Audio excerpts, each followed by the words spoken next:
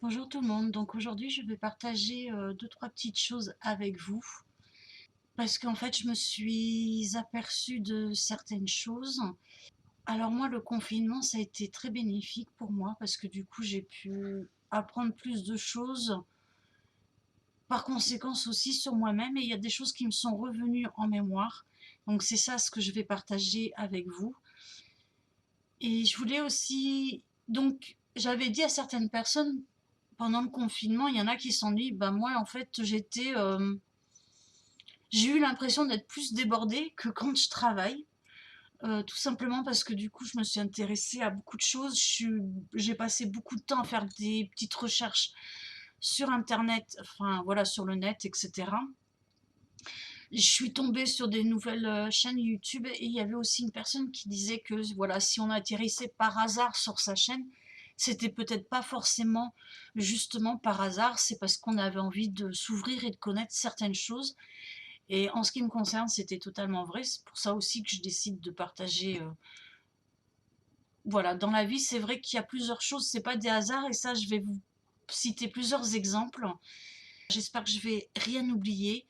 Je voulais remercier particulièrement Isabelle de voilà, Passagère du temps, parce que tu m'as posé une question.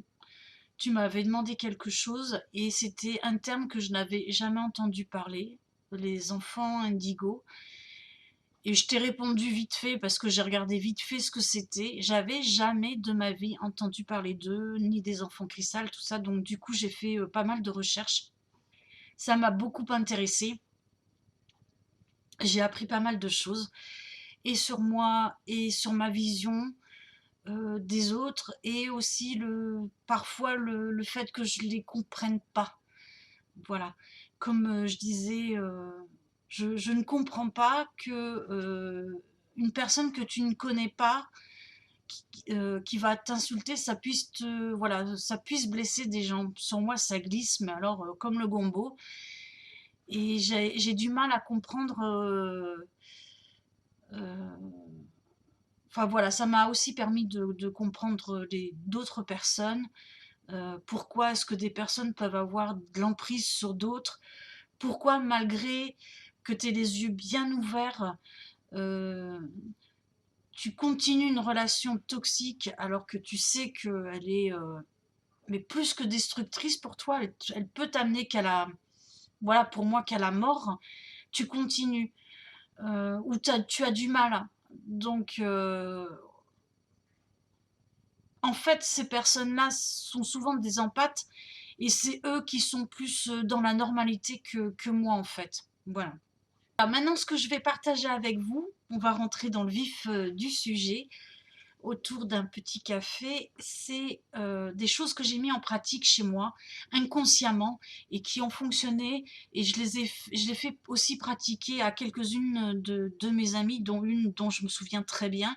C'est, vous savez, quand vous avez des peines de cœur, quand on vous quitte, ou quand vous êtes dans une relation douloureuse, une personne qui passe voilà, à vous faire du mal, et vous n'arrivez pas à la quitter. Je ne parle pas forcément de pervers narcissiques, hein.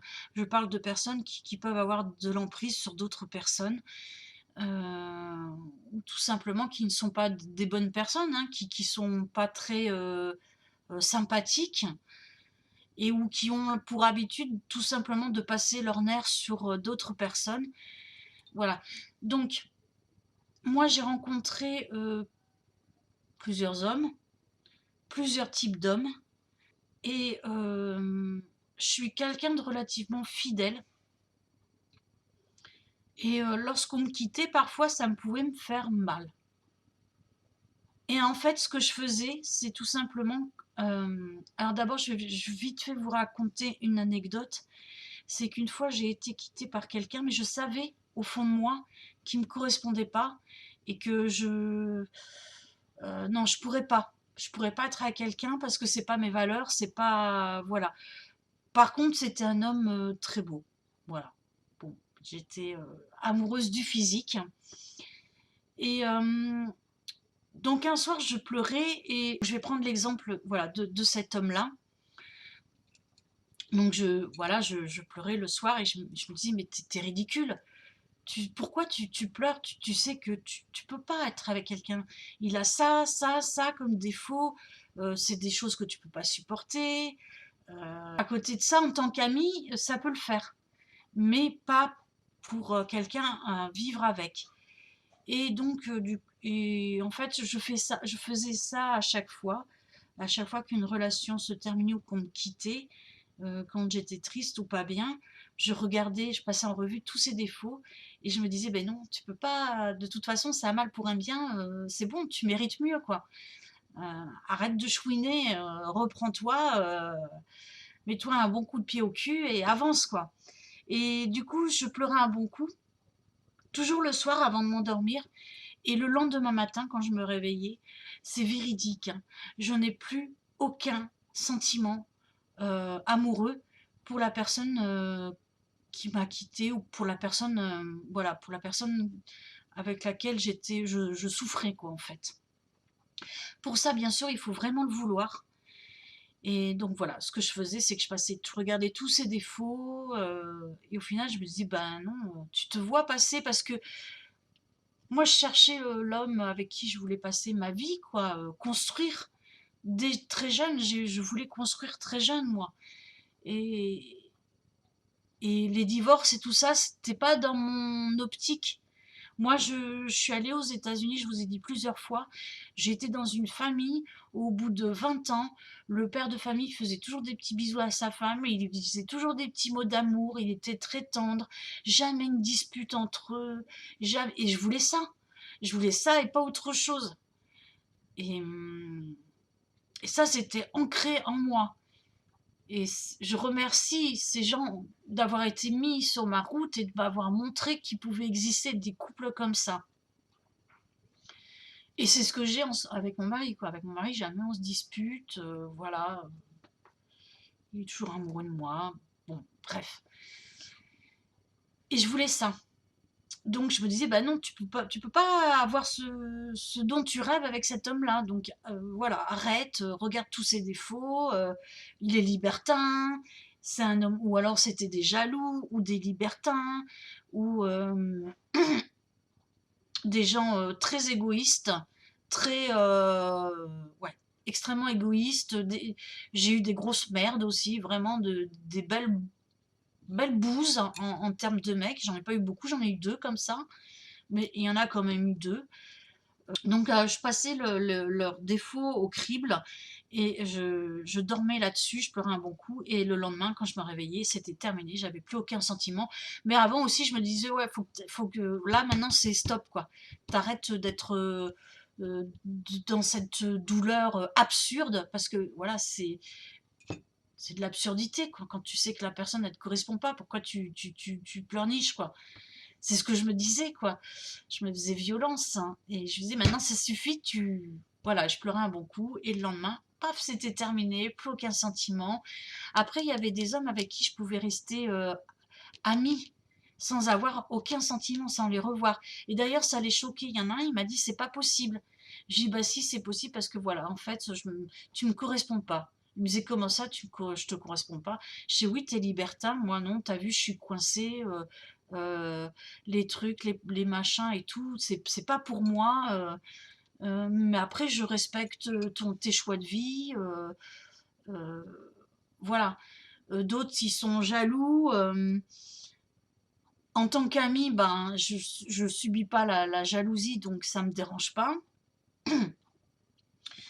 Donc voilà, il y en avait certains avec qui je pouvais rester amie, ça posait aucun problème.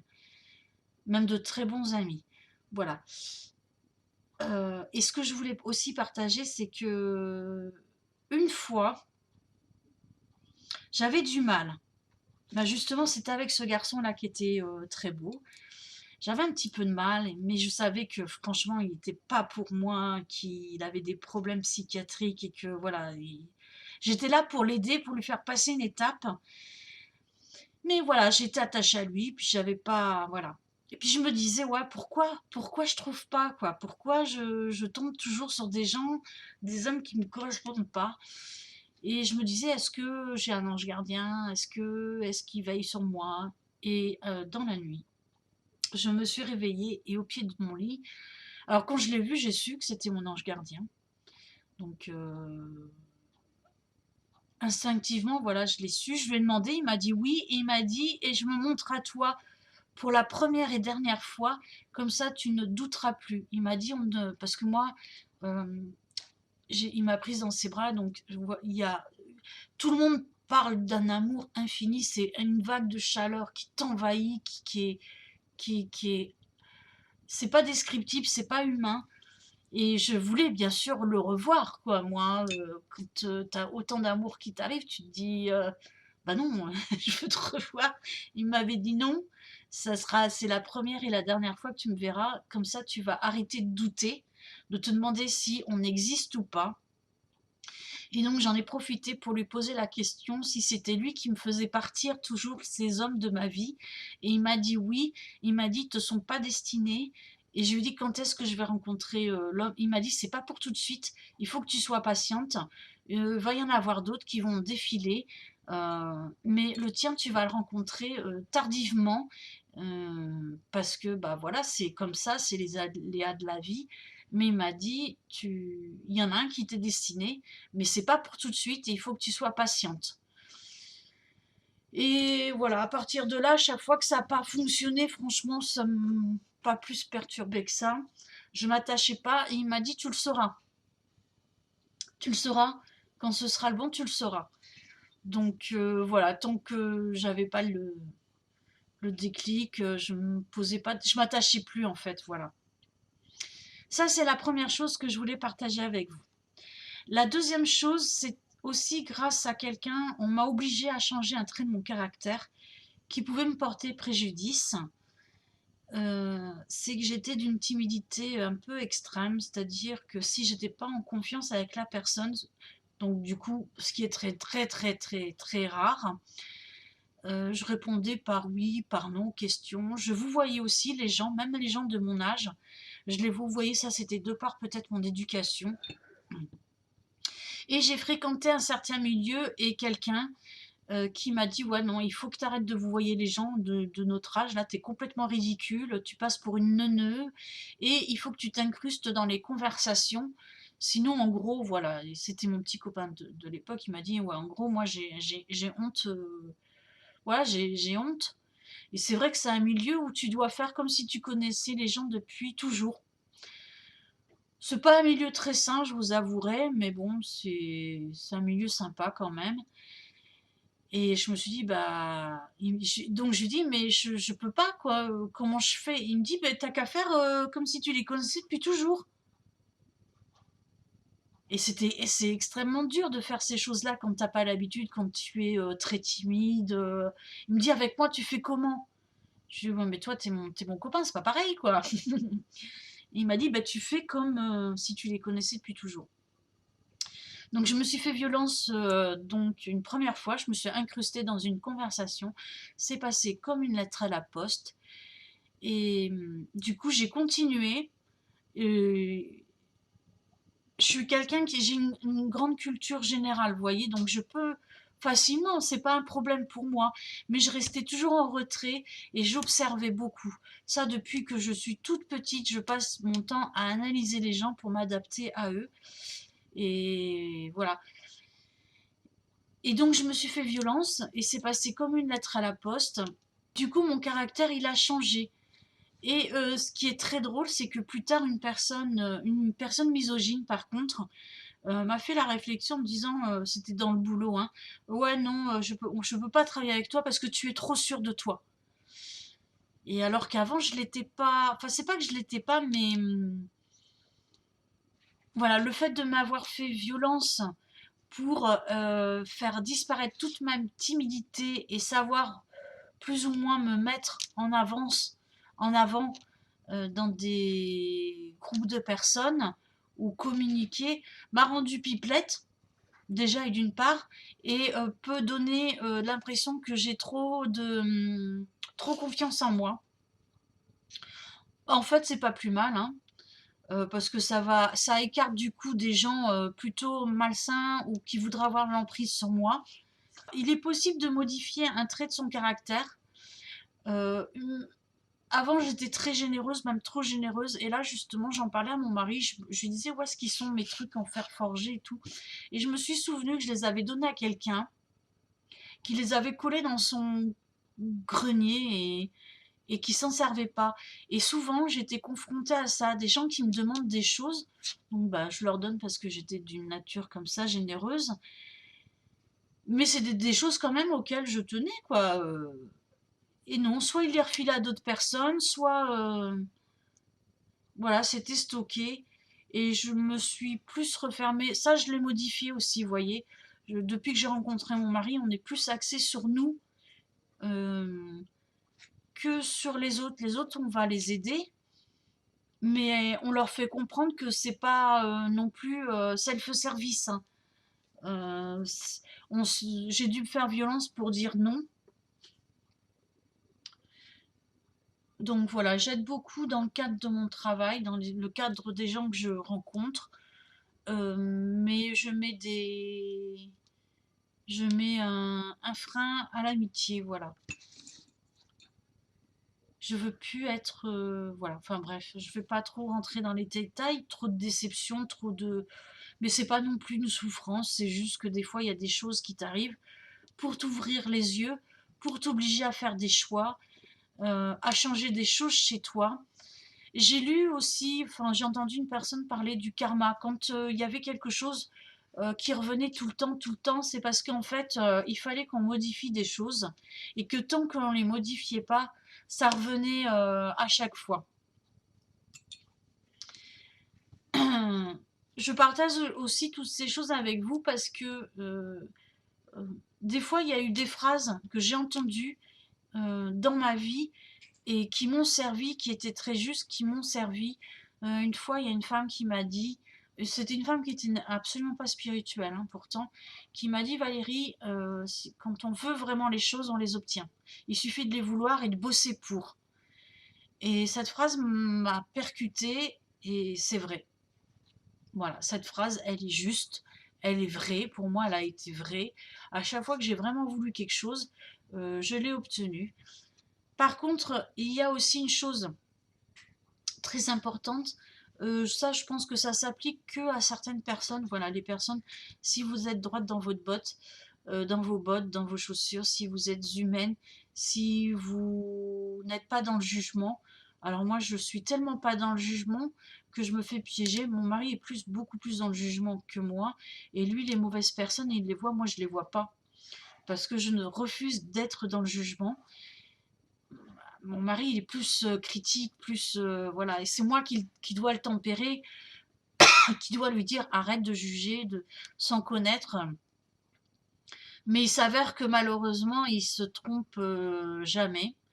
Et là encore, la preuve, c'est qu'avec la voisine, euh, voilà, on a une voisine qui commence à nous faire chier. Mon mari m'avait dit, c'est elle, c'est une emmerdeuse, c'est une chieuse, et tu verras qu'elle finira par nous faire chier. Et effectivement, ça commence à arriver. Donc voilà, pour le moment, c'est mon mari qui la gère, parce que moi, dès qu'on critique mes chats, je deviens dingue. Et donc là, pour l'instant, c'est mon mari qui la gère. Mais hier parce qu'elle dit que nos chats, ils vont dans son jardin faire des trous, creuser quand elle met des plantes. Ce qui est bizarre, c'est qu'ils font ça que quand on n'est pas là. Quand on est là, ils vont pas dans son jardin. En fait, s'il y en a un, c'est vrai qu'il y va dans son jardin parce que je le vois. Voilà. Mais voilà, c'est un chat. Si elle n'a pas été sympa avec lui, il va y aller exprès pour la faire chier. J'ai un chat, c'est quand il t'aime pas, il va te faire chier, quoi. Voilà. Et c'est un chieur, et c'est le seul chat qui est capable de ronronner et de râler en même temps quand tu le caresses. C'est pour te dire à quel point il est spécial, ce chat. Mais bon, il est trop, trop drôle et je l'adore. Donc là, on a commandé un appareil ultrason. Donc on lui a dit. Sauf que l'appareil, il est en rupture de stock et ça fait 3 semaines qu'il est en approvisionnement. Et hier, elle a encore fait chier mon mari avec ça. On était parti le week-end, là, en disant qu'elle avait replanté des trucs ou je sais pas quoi, qu'ils étaient venus gratter dans ses plantes. Donc moi, je vais vérifier et je sais que c'est elle ment, quoi. Peut-être qu'il y a une plante qui a été sortie, mais je sais qu'il y a beaucoup de choses. Je pense qu'elle veut qu'on lui paye des trucs, ou des plantes, ou des graviers, ou des trucs à mettre dans son jardin. Pour l'instant, elle ne le dit pas, elle nous dit juste qu'il va falloir trouver une solution. Donc j'ai dit, la prochaine fois qu'elle te reparle des chats, parce que mon mari m'a dit qu'il fallait pas que ce soit moi qui les ça, parce que sinon j'allais l'envoyer chier d'une force.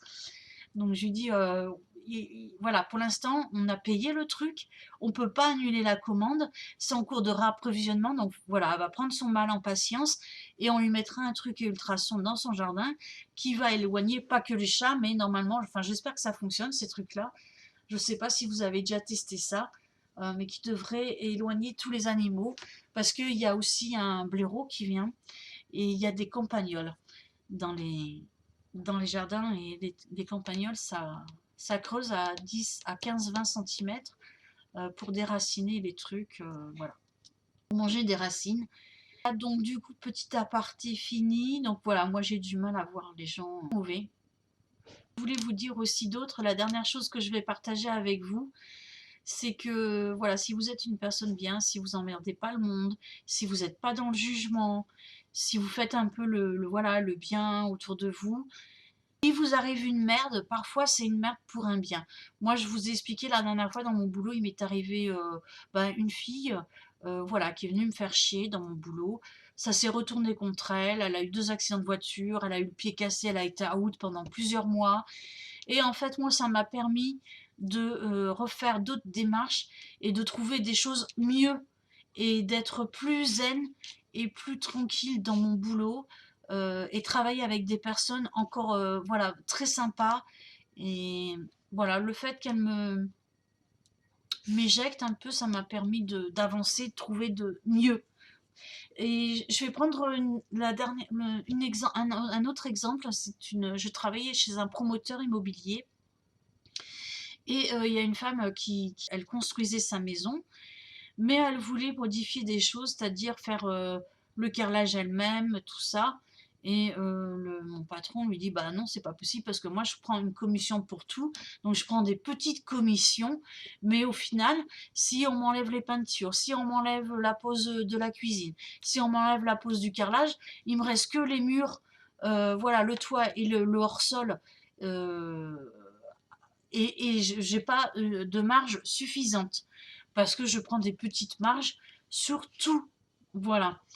Donc elle s'était mise, elle avait pleuré et elle disait que en fait elle comprenait pas que elle faisait le bien, que à chaque fois il lui arrivait des merdes et tout. Et en fait mon patron, ça l'emmerdait de la voir comme cliente et il voulait qu'elle abandonne le projet. Donc, moi, j'ai dit à mon patron, je peux lui faire abandonner le projet sans ça lui coûte un centime. Donc, je lui dis, écoutez, là, ça ne vous correspond pas.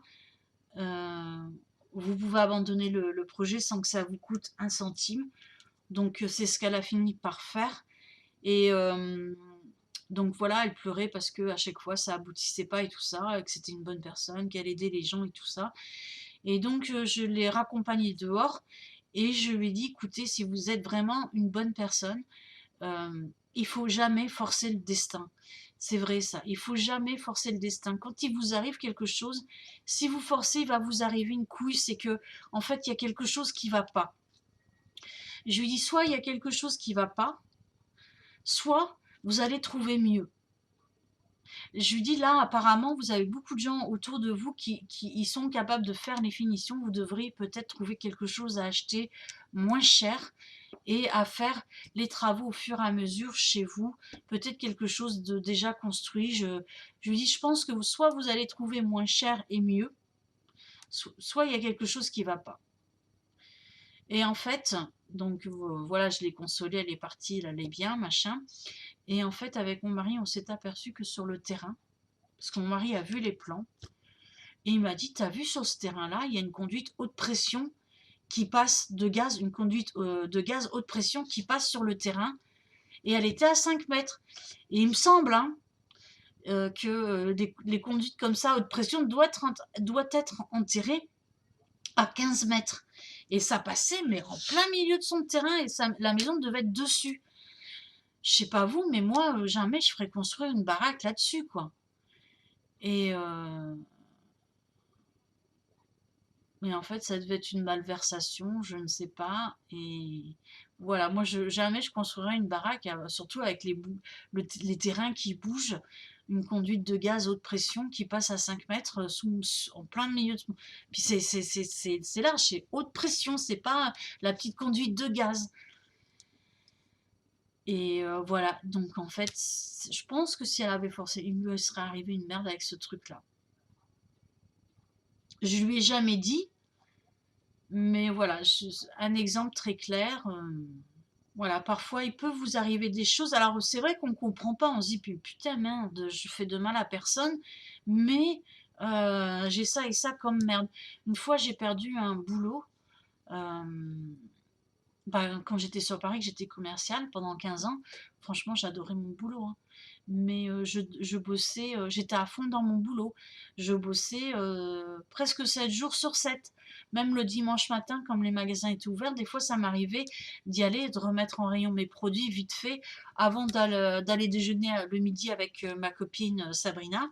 Je t'embrasse, je vais t'appeler, t'inquiète Sabrina. Ou des fois, quand je rentrais de boîte le samedi soir, je passais vite fait, je faisais 2 magasins qui étaient à côté de chez moi pour remettre en rayon. Euh, voilà, j'avais jamais de week-end, je prenais que 15 jours de vacances. Non, je prenais mes 3 semaines, je dis une bêtise. Parce que fin août, c'était mort. Sur Paris, c'est mort. Donc les 15 derniers jours d'août, je partais dans ma famille. Donc là, je bossais pas. Et je prenais une semaine. Je prenais pas les 5 semaines. Je prenais une semaine pour le nouvel an. Voilà, je faisais le nouvel an avec mes amis. Et voilà. Je gagnais vraiment bien ma vie, j'adorais parce que je rencontrais. Moi, j'aime toujours rencontrer du monde. Au bout de 15 ans, bah, les chefs de rayon, c'est voilà, c'est des copains, ça passe crème, ils vous font confiance. En plus, moi, j'étais hyper carré dans mon boulot. Ils savaient que je trafiquais pas dans leur dos, que je mentais pas, que je volais pas, que je jetais pas de la cam ni rien, et que je gérais tout de A à Z, même les commandes, ils avaient rien à faire. Et c'est pas toutes les commerciales hein, qui sont comme ça. Et voilà. Mais peut-être que c'était. Si j'étais restée sur mon Paris, jamais j'aurais rencontré mon mari, l'homme qui m'était destiné. Je bossais beaucoup, beaucoup, beaucoup. Donc peut-être que le burn-out pourrait guetter comme ça. Voilà, comme c'est tombé sur une de mes amies qui, pareil, adorait son boulot et qui était à fond dessus jusqu'à des minuit, travaillait minuit le soir, 22. Enfin voilà. Bah après tu te bousilles la santé. Voilà, donc peut-être que j'ai perdu mon job à cause voilà, de ça. J'ai fini par bouger de Paris. Euh, En même temps, j'aspirais à une vie à la campagne avec de la nature. Mais j'aimais bien Paris parce que Paris, t'as tout à portée de la main. J'ai vécu à 100 à l'heure à Paris. Je rentrais chez moi que pour dormir. Je sortais tout le temps. J'ai eu plein de copains, plein de copines, plein de relations. J'ai vécu 15 ans à fond la caisse. Ce qui fait que maintenant, je peux passer à une vie centrée sur moi-même, sur ma maison et mon mari, sans que ça me pose préjudice. Je sortais 3 fois par semaine, le mercredi, même Sabrina elle me dit, non, on sortait même parfois tous les soirs, quoi. Donc vraiment, j'ai bien vécu, je me suis éclatée, et voilà, maintenant je passe à une vie plus saine, plus tranquille, plus centrée sur moi-même, plus calme, plus zen, plus proche de certaines de mes valeurs. Voilà, je suis capable de m'adapter à tout type de vie. Vous voyez? Et j'ai eu l'impression d'en vivre plusieurs comme ça. J'ai beaucoup voyagé aussi, non, j'ai vraiment profité de la vie, Des fois, mon mari, ça l'inquiète parce que comme, je suis maintenant casanière, je lui dis: «Mais en même temps, je rencontre tellement de gens dans mon boulot que non, ça me pose pas de problème qu'on sorte pas.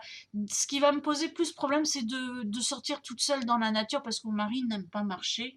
Il aime bien faire du vélo, tout ça, mais il n'aime pas marcher. Donc je vais dans les bois, tout ça, toute seule, voilà, je sors toute seule. Et des fois, j'aimerais aller loin. Donc des fois, il me sort, des fois, il me dit: «OK, on va aller», comme la dernière fois, on a été chercher du marbre. Il m'a dit: «OK, on va aller à tel endroit dans la carrière de marbre chercher du marbre». Ou je voulais aller aussi, une montagne qui est pas très loin de chez moi, il m'y a emmené. Et justement, ça l'inquiétait. Il me disait: «Ouais, des fois, si tu veux qu'on sorte en boîte, on peut y aller et tout», parce que on était tout le temps en boîte, quoi. Puis tout le temps à danser toute la nuit. Et je lui dis: «Mais non, ça me manque pas en fait. J'ai eu ma dose, j'ai pris ma dose où j'ai fait mon overdose et non, ça me manque pas». Et je lui dis: «Puis si je veux danser, je mets la musique et c'est vrai que des fois, je danse toute seule à la maison, quoi». Et ça le fait rire, mon mari. Et, et ça l'inquiète. Il me dit: «Est-ce que t'as pas envie?» Je fais: «Non, non. Si je veux danser, je danse». Voilà, c'est ça que je voulais partager, tout ça avec vous. J'espère ne pas vous avoir ennuyé, mais je pense sincèrement que des fois, on met des gens sur votre route pour qu'ils vous disent certaines choses et voilà, que ça vous fasse réfléchir. En tout cas, moi, plusieurs fois, on m'a mis des gens sur ma route qui m'ont, pas forcément des gens spirituels, souvent c'était des gens spirituels, qui m'ont dit certaines choses et j'ai essayé et effectivement, ou même des choses, voilà, c'est inné chez moi, que j'ai mis en pratique.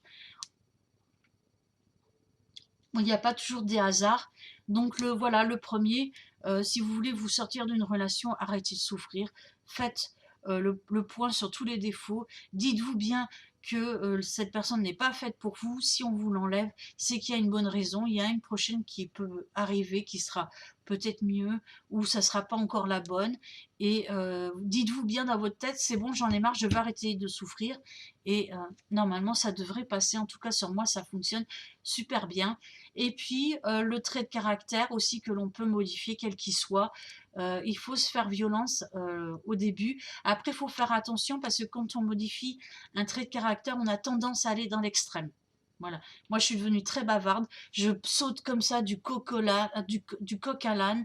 Je peux parler très vite. Je peux être, voilà. Je peux être à l'opposé. Je suis en fait un peu à l'opposé de ce que j'ai pu être, où j'étais beaucoup dans l'analyse, beaucoup à observer les gens. Voilà, mais c'était des traits qu'il fallait que je modifie, de caractère qu'il fallait que je modifie parce que tu peux pas avancer dans la vie en ayant peur des gens, en les observant tout le temps, voilà. Voilà, deuxième chose. Et la troisième chose, si vous êtes une personne bien, voilà, si vous n'êtes pas dans le jugement, ne forcez pas le destin. Si vous avez envie de choses, donnez-vous les moyens et mettez tout en œuvre pour. Mais s'il y a une merde qui arrive, ou deux, ou trois, vous vous dites, bon là, franchement, on met les bâtons dans les roues, enfin la justice divine, ou mes anges gardiens, ou mes anges, ou voilà, les forces de la nature me mettent les bâtons dans les roues. Il ne faut pas que je persiste dans cette voie-là, faut que j'en prenne une autre.